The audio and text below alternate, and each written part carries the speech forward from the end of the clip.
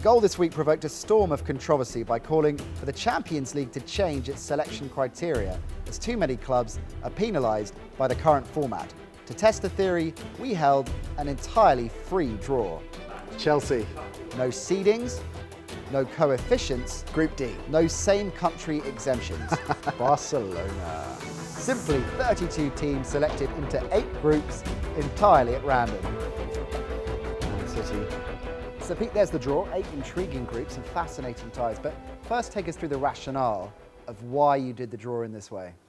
Well, we had a discussion altogether and we perceive somewhat of a bias, maybe some favouritism towards the traditional elite teams in the Champions League every year.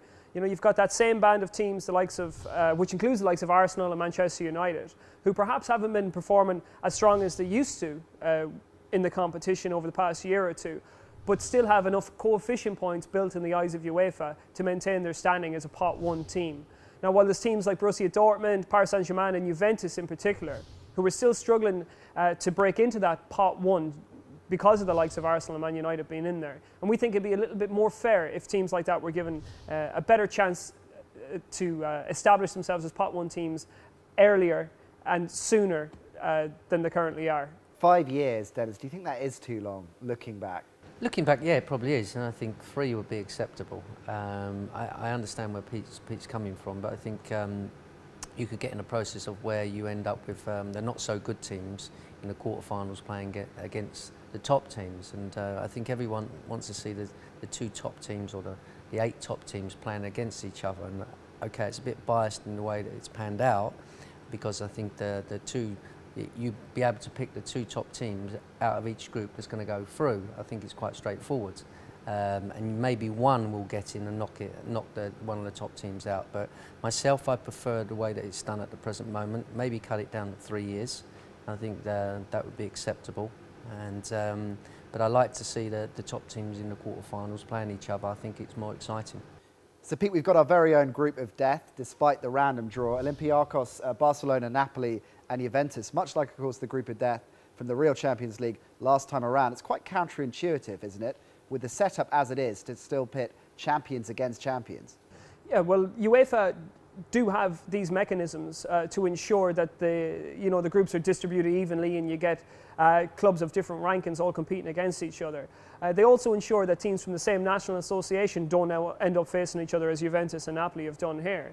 But one thing that UEFA seem to have overlooked is the fact that champions can play champions. Of course, in the Champions League last year, we had the champions of Germany, of Spain, of England and the Netherlands all facing each other. And if they're going to safeguard against these things happening in the Champions League, it should be from champions facing champions. Man City benefiting from a kind draw for a change, but it kind of underlines your point earlier, doesn't it? That why do teams like that, runners-up in their domestic league, not a very good Champions League performance last time around, why are they prioritised over a team like Juventus, champions of their league, and a good cup run last time? Well, crucially, Man City were in the Champions League for a season longer than Juventus were on this current run, and that's how City built up a greater coefficient average. So therefore, they leapfrog Juventus into a higher pot. Sometimes seedings don't matter, though, do they, Dennis? As we've seen a number of times. No, I don't think they do. Sometimes, you know, I think as the group of death, you're talking about Dortmund when they was in the group of death. And they get to the final, you know, and I think Monaco was another team that actually was in the lower seeded, but still got to the final. So I think if the teams have got the quality there, they will get through anyway. And I think obviously Monaco and Dortmund have shown that. Pete, take Group E, hardly the most enticing on paper. That's the risk, isn't it, with a draw like this?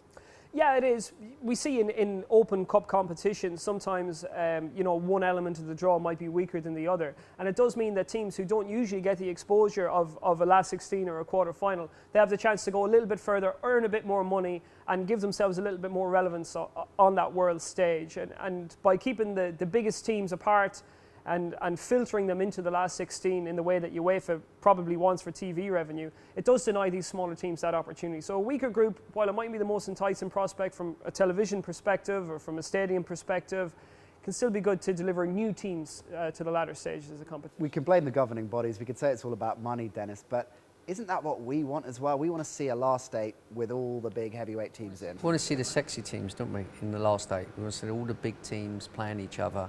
And you know, you flick a coin up and you think, who's going to win this year?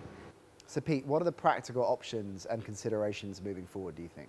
I think 5 years is too long, because teams are essentially punished for the acts of previous incarnations of that club going back 5 seasons. I mean, why should Juventus still be paying for the fact that they went out of the Europa League to Fulham when they, you know, were undefeated in the Champions League group stage last season and put the holders out? By the same token, I think a season or two based on the coefficients would be ideal. At least then we would have a more accurate picture of who the strongest clubs around are, and it would reward the clubs instantaneously for their decent European form. The other option we have is what we've just done, free draw right from the off. Once you get your 32 qualified teams in the way that UEFA want to qualify them, that's fine. Put them into an open draw. Best team is going to finish on top. Thanks very much, guys. For analysis on the Champions League group stage draw, head on over to Goal.